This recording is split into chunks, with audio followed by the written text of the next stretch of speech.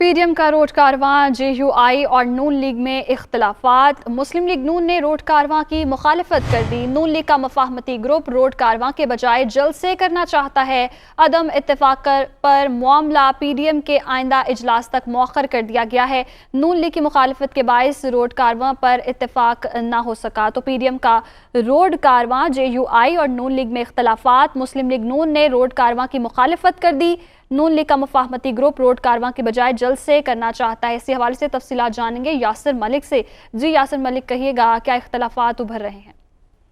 जी बिल्कुल, हुकूमत मुखालिफ एहतजाजी तहरीक के मामले पर पीडीएम के अंदर इख्तलाफात जो हैं उनका इंकिशाफ हुआ है। पीडीएम की दो बड़ी जमातें नून लीग और जेयूआई में रोड कारवां के मामले पर खड्डा जो है वो पड़ चुका है। मुस्लिम लीग नून ने रोड कारवां की मुखालफत कर दी है, जबकि पीडीएम के सरबराह मौलाना फजल रहमान की तजवीज़ पर एहतजाजी तहरीक में रोड कारवां का भी ऐलान किया जा चुका है। नून लीग की मुखालफत के बायस पीडीएम में रोड कारवां पर ताहाल जो है वो इत्फाक नहीं हो सका। मौलाना अब भी जलसों के साथ रोड कारवां भी चाहते हैं। नून लीग के मफाहमती ग्रुप की जानिब से क़यादत पर रोड कारवां के बजाय सिर्फ जलसे करने पर जोर डाला जा रहा है।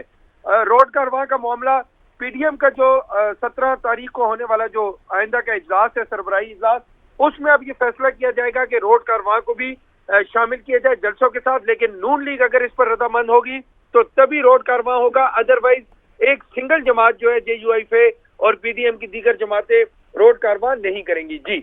जी बहुत शुक्रिया, आप हमें अपडेट कर रहे थे।